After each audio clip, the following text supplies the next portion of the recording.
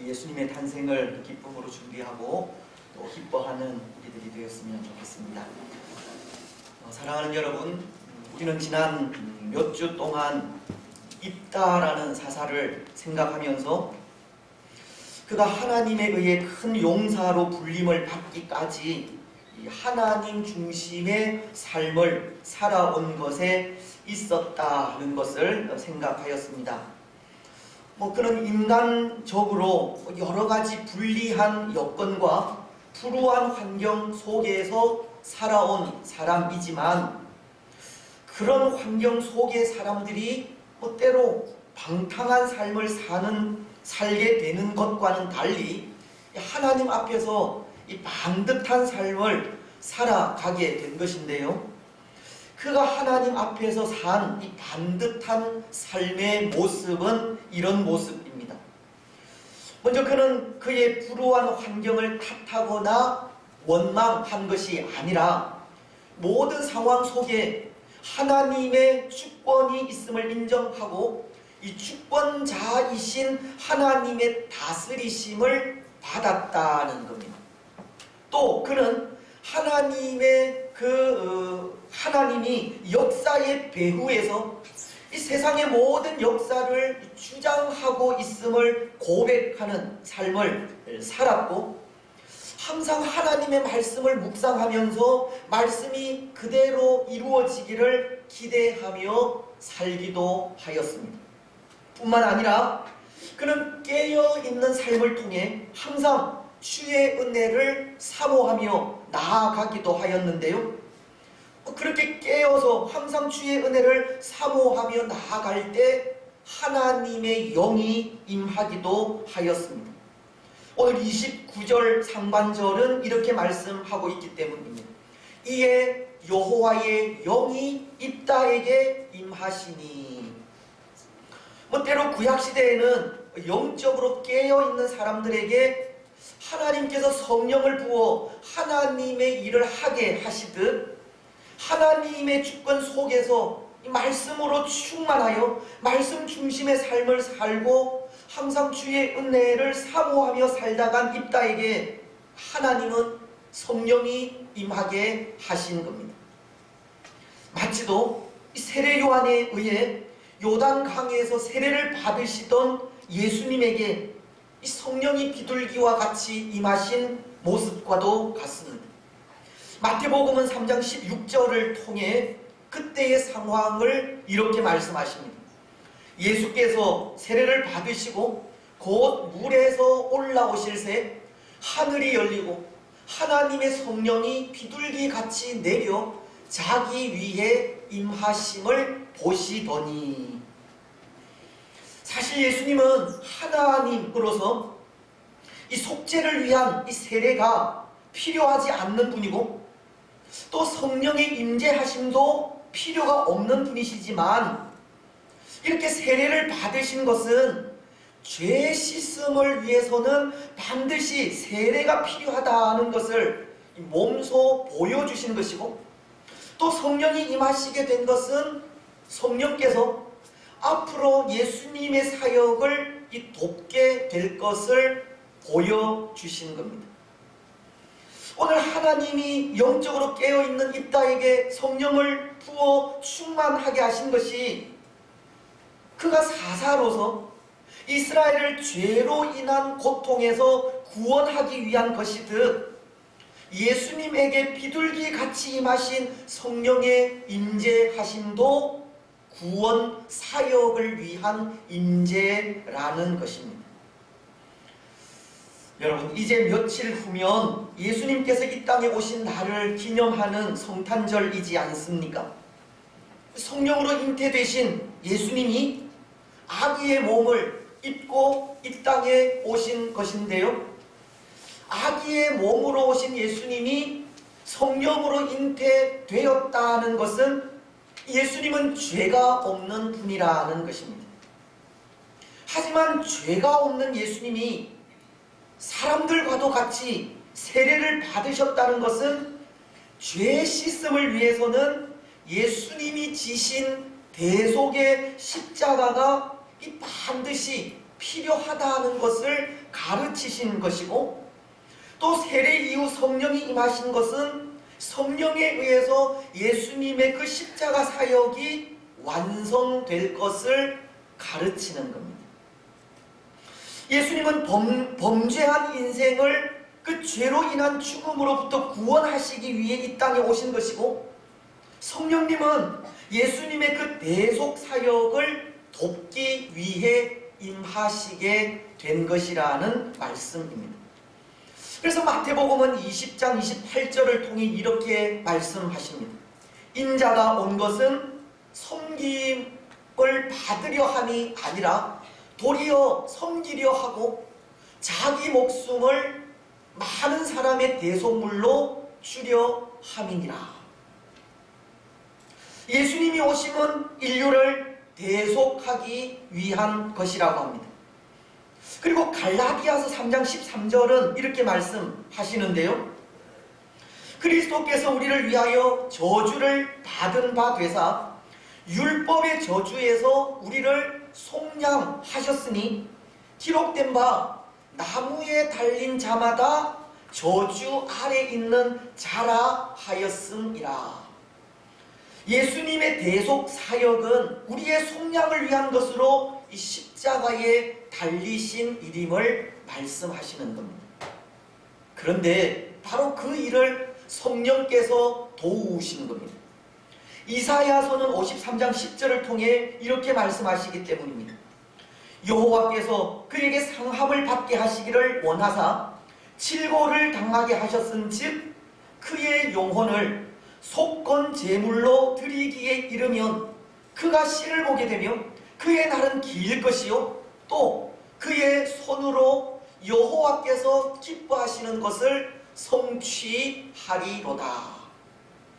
이 말씀은 예수님께서 속건 제물이 되어 고난당하신 장면을 묘사하는 말씀인데요, 하반절을 통해 그의 손으로 여호와께서 기뻐하시는 뜻을 성취하리로다 라고 하시므로 이 예수님의 십자가 사역에 그의 손, 즉 성령께서 함께 하신 것을 말씀하시는 겁니다. 신약 성경인 히브리서도 이를 동일하게 말씀하시기를 9장 14절을 통해 이렇게 말씀하십니다. 하물며 영원하신 성령으로 말미암아 흠없는 자기를 하나님께 드린 그리스도의 피가 어찌 너희 양심을 죽은 행실에서 깨끗하게 하고 살아계신 하나님을 섬기게 하지 못하겠느냐. 예수님께서 십자가 위에서 우리를 위하여 흘리신 피가 이 성령으로 말미암아 이루어진 일임을 말씀하시는 겁니다. 오늘 우리를 위해 이 땅에 오신 예수님은 우리의 죄를 대속하기 위해 오신 것을 말씀하신 것이고, 예수님의 대속적인 그 죽음에 성령께서 도우신 것을 말씀하고 있는 겁니다. 그렇습니다. 사랑하는 여러분, 이제 곧 맞이하게 되는 성탄은 우리의 구원을 위해 아기의 몸을 입고 이 땅에 오신 예수님을 기념하는 날입니다. 십자가로 우리의 죄를 대속하기 위해 오신 예수님께 감사하는 날이고, 그 은혜와 사랑을 기뻐하고 찬양하며 경배하는 날입니다. 오늘 우리는 성탄을 맞이하면서 십자가 사랑을 베푸시기 위해 아기의 몸으로 이 땅에 오신 예수님을 찬양하고 감사하시기 바랍니다. 주의 영으로 십자가의 사역을 도우셔서 우리의 구원을 이루신 하나님께 경배하시고 영광과 기쁨을 그 앞에 돌려드리시기를 바랍니다. 여러분, 오늘 이 땅에게 하나님의 영이 임하셨다 하는 것이 그런 의미도 있습니다. 오늘 영적으로 깨어있는 이 땅에게 성령을 부어 충만하게 하신 것이 그가 사사로서 이스라엘을 죄로 인한 고통에서 구원하기 위한 것이라고 말씀을 드렸듯이, 이 성령으로 충만해진 이 딸을 통해 하나님은 이스라엘의 구원을 이루셨기 때문입니다. 오늘 32절로 33절은 이렇게 말씀하고 있지 않습니까? 이에 입다가 암몬 자손에게 이르러 그들과 싸우더니 여호와께서 그들을 그의 손에 넘겨주심에 아로엘에서부터 민닛에 이르기까지 20성읍을 치고 또 아벨 그라밈까지 매우 크게 무찌르니 이에 암몬 자손이 이스라엘 자손 앞에 항복하였더라. 마치도 우리 예수님께서 성령을 힘입어 그 십자가의 고난을 감당하시고 우리의 구원을 이루신 것처럼 성령으로 충만해진 입다가 죄로 인해 당하게 된 암몬의 공격으로부터 이스라엘을 건져 구원하게 된 것입니다. 입다는 깨어있는 삶을 통해 성령이 충만하게 되었고 그 충만한 성령으로 이스라엘을 고통에서 구원하기까지 하나님 중심의 삶을 살았으며 바로 그 삶이 오늘 입다의 반듯한 신앙의 삶이 된 것입니다. 사랑하는 여러분, 오늘 우리 또한 입다와도 같이 이런 모습으로 우리 신앙의 삶을 살아갔으면 좋겠습니다. 하나님 앞에서 살아가는 우리의 삶이 반듯한 신앙으로 하나님 중심의 삶이 되시기를 바랍니다. 영적으로 깨어 하나님의 통치를 받고 말씀 안에서 말씀 중심의 삶을 살아가시기 바랍니다. 그 삶 속에 성령께서 임재하셔서 성령 충만하게 되고 성령의 충만함으로 우리를 대적하는 이 사탄의 세력과 늘 싸워서 이겨가시기 바랍니다. 또한 성령의 충만함으로 하나님 앞에서 날마다 새로운 결단으로 나아가시고 하나님 앞에서 새롭게 결단하는 그 결단을 통해 하나님의 도우시는 은총을 더욱 힘입는 우리들이 되시기를 바랍니다. 여러분, 그래서 오늘 계속되는 말씀이 그렇게 성령 충만함으로 이 새로운 결단을 하는 그 입다의 모습을 보여주고 있는 것이 아닌가 하는 생각을 하는데요. 그것은 하나님 앞에 서원한 이 서원을 통해서입니다. 오늘 30절로 31절은 이렇게 말씀하고 있지 않습니까? 그가 여호와께 서원하여 이르되 주께서 과연 암몬 자손을 내 손에 넘겨주시면 내가 암몬 자손에게서 평안히 돌아올 때에 누구든지 내 집 문에서 나와서 나를 영접하는 그는 여호와께 돌릴 것이니 내가 그를 번제물로 드리겠나이다 하니라. 때로 그의 이 서원이 전쟁에서 돌아오는 그를 가장 먼저 영접하는 자를 번제물로 드리겠다고 하는 신중하지 못한 서원이기도 하고 또 인간적인 열정으로 하게 된 서원이기도 하지만 저는 그의 이 서원도 성령으로 인한 서원이라 생각을 합니다. 왜냐하면 하나님은 그 서원을 들어 응답해 주셨기 때문입니다. 그가 암몬과의 전쟁에서 승리할 수 있었던 것은 하나님께서 그 서원을 들어주신 것을 말하는 것이기도 하기 때문입니다. 오늘 입다가 암몬과의 전쟁에서 승리하게 된 것은 분명 성령의 도우심으로 인해서이지만 입다가 서원한 그 서원을 통해 이 성령께서 더욱 역사하신 것도 간과할 수 없는 사실이기 때문입니다. 그래서 성경은 때로 이 서원이 우리 믿음의 삶에 필요한 부분임을 말씀하기도 하는 겁니다.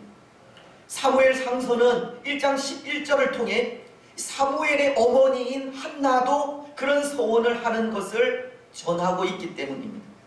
서원하여 이르되 만군의 여호와여 만일 주의 여종의 고통을 돌보시고 나를 기억하사 주의 여종을 잊지 아니하시고 주의 여종에게 아들을 주시면 내가 그의 평생에 그를 여호와께 드리고 삭도를 그의 머리에 대지 아니하겠나이다.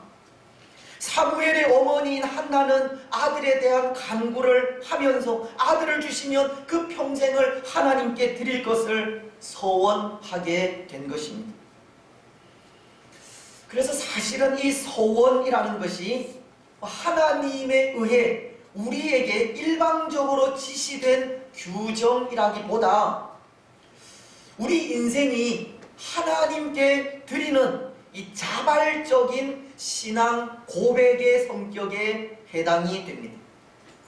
하나님은 우리 인생에게 하나님을 향해 의무적으로 그 뜻에 복종해야 할 것을 말씀하기도 하시지만 또한 자발적으로도 하나님을 사랑하고 경외해야 할 것을 말씀하기도 한다는 겁니다. 민수기서는 3장 2절을 통해 이렇게 말씀하시기 때문입니다. 사람이 여호와께 소원하였거나 결심하고 서약하였으면 깨뜨리지 말고 그가 입으로 말한 대로 다 이행할 것이니라. 말씀은 사람이 여호와께 소원하였거나 결심하고 서약하였으면 이라고 하면서 우리 인생이 자발적으로 하나님을 향해 사랑과 경외감을 나타내는 것을 인정하고 있는 겁니다. 여러분, 오늘 우리는 어떻습니까? 혹 하나님께 서원을 해 보신 적이 있으십니까? 때로 우리에게 서원도 필요합니다. 왜냐하면 하나님은 자발적인 헌신을 원하기도 하시기 때문입니다. 서원은 우리 신앙의 이 성숙한 모습으로 우리 신앙의 고백과 함께 이 서원을 통해서 하나님은 우리의 기도, 우리의 그 서원을 응답하기도 하시기 때문입니다. 그래서 사무엘 상서는 1장 19절을 통해 이렇게 말씀합니다. 그들이 아침에 일찍이 일어나 여호와 앞에 경배하고 돌아가 라마의 자기 집에 이르니라. 엘가나가 그의 아내 한나와 동침하매 여호와께서 그를 생각하신지라. 하나님은 한나가 소원하여 드린 기도를 응답해 주신 겁니다. 근데 여러분, 한 가지 성경은 분명히 말씀하는 것이 있는데요, 그것은 소원한 것이 있다면 반드시 그 소원한 그대로 갚으라는 것입니다. 앞서 언급한 민수기서 30장 2절도 그렇게 말씀하고 있지 않았습니까? 사람이 여호와께 소원하였거나 결심하고 서약하였으면 깨뜨리지 말고 그가 입으로 말한 대로 다 이행할 것이니라. 서원을 하였다면 반드시 그 말한 대로 이루라고 하십니다. 신명기서 23장 21절도 그렇습니다. 내 하나님 여호와께 서원하였거든 갚기를 더디하지 말라. 내 하나님 여호와께서 반드시 그것을 내게 요구하시리니 더디면 그것이 내게 죄가 될 것이라. 하나님은 서원한 것은 반드시 지키기를 원하시고 만일 이행하지 않으면 그것이 죄가 된다고 하신 겁니다. 전도서 5장 4절도 마찬가지입니다. 네가 하나님께 소원하였거든 갚기를 더디게 하지 말라. 하나님은 우매한 자들을 기뻐하시지 아니하시나니 소원한 것을 갚으라. 하나님이 한결같이 요구하시는 것이 소원한 것이 있거든 그 소원을 이루라고 하시는 겁니다. 그래서 성경을 보면 많은 믿음의 사람들이 하나님께 소원한 것을 말씀하기도 하고 소원한 것은 반드시 이행하는 것을 볼 수 있습니다.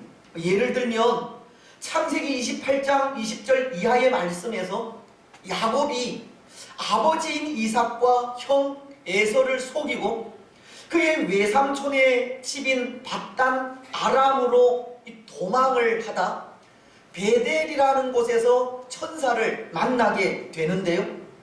근데 그때 야곱은 그곳에 단을 쌓고 하나님께 서원을 드리게 됩니다. 창세기 28장 21절로 22절은 그것을 이렇게 말씀하십니다. 내가 평안히 아버지 집으로 돌아가게 하시오면 여호와께서 나의 하나님이 되실 것이요 내가 기둥으로 세운 이 돌이 하나님의 집이 될 것이요 하나님께서 내게 주신 모든 것에서 10분의 1을 내가 반드시 하나님께 드리겠나이다 하였더라. 그리고 이 서원 이후 약 20여 년의 세월이 흐른 후에 야곱은 다시금 고향으로 돌아오면서 20여 년 전에 서원한 그 서원을 기억하여 베델의 단을 쌓고 하나님께 예배하며 그의 소득의 10분의 1을 하나님께 드리게 됩니다. 창세기서 35장은 3절을 통해 이렇게 말씀하시기 때문입니다. 우리가 일어나 베델로 올라가자 내 환난 날에 내게 응답하시며 내가 가는 길에서 나와 함께 하신 하나님께 내가 거기서 제단을 쌓으려 하노라 하매. 야곱은 그가 서원한 서원을 이행하게 된 것입니다. 그렇습니다. 사랑하는 여러분, 서원은 하나님을 향한 우리의 자발적인 헌신이고 이 성령에 충만하면서 나오는 열매입니다. 성숙한 신앙의 표현이기도 하고 우리 신앙 고백이기도 합니다. 그래서 우리는 가능하다면 이렇게 서원하면서 하나님의 은혜를 간구하는 것이 좋습니다. 물론 우리의 서원이 경솔하거나 신중하지 못한 서원이 되어서는 안 되겠지만 하나님은 자원하여 드리는 서원을 기뻐 받으시고 그 서원에 응답하시기에 서원하면서 기도하는 것도 필요하다는 것입니다. 여러분, 때로 우리에게 하나님의 은혜가 절실할 때 하나님께 서원하시고 서원을 통해 하나님의 응답을 받으시기 바랍니다. 오늘 입다도 마찬가지인데요. 암몬과의 전쟁이 임하는 입다도 전쟁에 앞서 성령의 충만함으로 서원을 하게 되었고 때로 그 서원이 신중하지 못한 서원이요 인간적인 열심에서 나온 서원이라는 평가를 받기도 하지만 그는 그 서원을 서원한 그대로 이루게 된 것입니다. 근데 여러분, 사실 그의 그 서원이 신중하지 못한 서원이요 인간적인 열심에서 나온 서원이라는 것이 이해가 되는 것이 이 전쟁에서 승리하고 돌아올 때에 누구든지 내 집 문에서 나와서 나를 영접하는 그는 여호와께 번제로 드리겠다라고 한 것 때문인데요. 여러분, 입다는 과연 그가 누구일지 어떻게 알고 그를 번제로 드리겠다라고 하였겠습니까? 때로 학자들은 입다가 그 마음에 전쟁에서 승리하고 돌아올 때 가장 먼저 영접하러 나오게 될 자를 염두에 둔 것이 그를 내쫓은 길르앗의 형제들이 아닐까 추측하기도 합니다.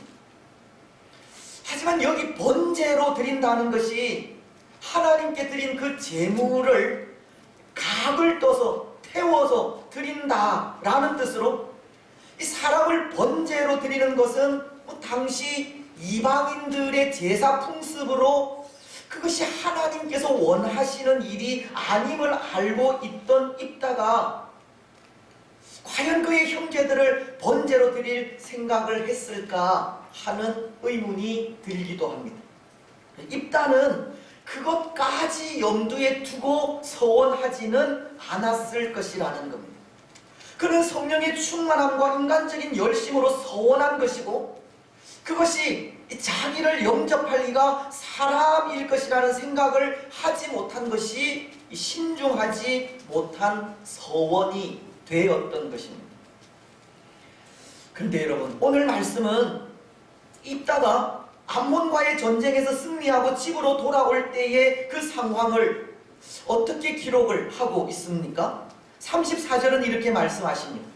입다가 미스바에 있는 자기 집에 이를 때에 보라, 그의 딸이 소고를 잡고 춤추며 나와서 영접하니 이는 그의 무남동녀라. 참으로 기가 막힌 일이 일어나게 됩니다. 그를 영접하러 나온 이는 그의 무남동녀, 하나뿐인 딸이 나와 영접을 하기 때문입니다.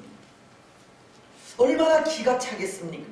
특히 말씀은 보라라고 사람의 주의를 끄는 표현을 사용하면서 그를 영접하러 나오니가 바로 그의 무남동녀라는 것을 전하고 있는 겁니다. 더군다나 하나뿐인 그의 딸은 아버지의 마음도 알지 못한 채 소고를 잡고 춤추며 나아오지 않습니까? 그래서 그것을 본 입다는 탄식을 하게 됩니다. 35절은 이렇게 말씀하기 때문입니다. 입다가 이를 보고 자기 옷을 찢으며 이르되 어찌할꼬 내 딸이여, 너는 나를 참담하게 하는 자요 너는 나를 괴롭게 하는 자 중에 하나로다.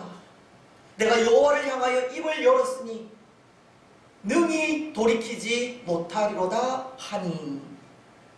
입다의 이 탄식은 그가 하나님께 서원한 것에 대해선 반드시 갚아야 한다고 하는 의미에서입니다. 오늘 입다는 하나님에 대한 그 인간적인 열심으로 서원하기는 하였지만 그 서원이 딸을 하나님께 번제로 바치기까지 하는 이 돌이킬 수 없는 상황을 만들고 만 것입니다. 그런데 여러분, 때로 입다의 이런 모습을 통해 그런 생각을 하게 됩니다. 오늘 입다는 하나님에 대한 인간적인 열심으로 그 딸을 하나님께 번제로 바치는 그런 상황을 만들었지만 하나님께서는 오늘 우리를 위해 하나님의 열심으로 그 아들을 십자가 위에 내어주셨다는 것입니다.